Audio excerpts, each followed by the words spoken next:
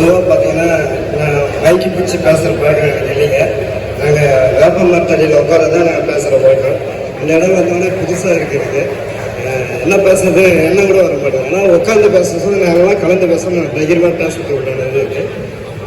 பாரம்பரிய வேதிய மையம் பற்றி பேசணும்னா நிறைய விஷயங்கள் பேச வேண்டியிருப்போம். எனக்கு டைம் கொஞ்சம் தான் இருக்குது. இதில் முடிஞ்ச வரைக்கும் சுருக்கி பேசலான்றது என்னோட இது. என்னன்னா இதில் முன்னோடி விவசாயிகளாக ஒரு 5-6 பேர் இருக்காங்க. எங்களுக்கு குருவாக இருக்கிறது வந்து மீனாட்சந்திர ஐயா, ராஜேந்திர ஐயா, முதல் ஆரம்பத்தில் வெங்கடேசன் ஐயா. இவங்க மூலியமாக தான் நாங்கள் இளைஞர்கள்லாம் உள்ளே பூந்தோம். இதில் வந்து சிறப்பாக சொல்ல வேண்டியதுன்னா எல்லா விவசாயிகளும் மாதம் நாங்கள் ஒரு 5ஆம் தேதின்ற லெவலில் வந்து ஒன்று கூடுவோம்.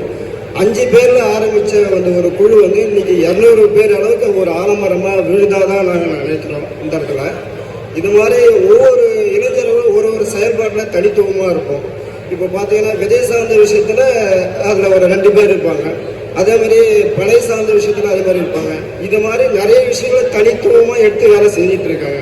இதில் மாதம் நாங்கள் வந்து பார்த்தீங்கன்னா 5ஆம் தேதி விவசாயிகளோட ஒருங்கிணைஞ்சு ஒன்றா நின்று ஒரே இடத்துல சந்தித்து நேரடியாக அவங்களுடைய கருத்துக்களை பரிமாறுறோம். இதுதான் இந்த இடத்துல முழுமையாக நாங்கள் செய்கிற வேலை. இது மாதிரி செய்ய சொல்ல நிறைய வந்து விஷயங்களை நாங்கள் பரிமாறிப்போம்.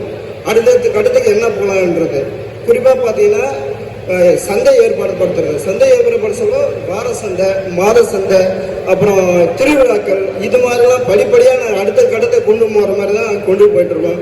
ஓரளவுக்கு திருவண்ணாமலை மாவட்டம் ஃபுல்லாக நாங்கள் பண்ணி முடிச்சுட்டு இப்போ அடுத்த மாவட்டமாக நான் போகணுன்றதுக்காக தான் நிறைய நாங்கள் இது மாதிரி வட்டாரத்தில் போயிட்டு அங்கங்கே தினம் அடிக்கடிக்கு நாங்கள் வந்து திருவிழாக்கள் பண்ண சொல்ல கூட ஆட்டோ பிரச்சாரம், நோட்டீஸ் போட்டு எடுத்து வீடு வீடாக கொடுக்குற பிரச்சாரம், விதை திருவிழா சொல்ல ஸ்கூலுங்களாம் குழந்தைங்களாம் விதை கொடுக்குற இந்த மாதிரி நிகழ்ச்சியெல்லாம் தொடர்ச்சியாக கொண்டு போக சொல்ல தான் நம்ம கிட்ட விழிப்புணர்வு அடுத்த கட்டத்தை கொண்டு போய் சேர்க்க முடியுது.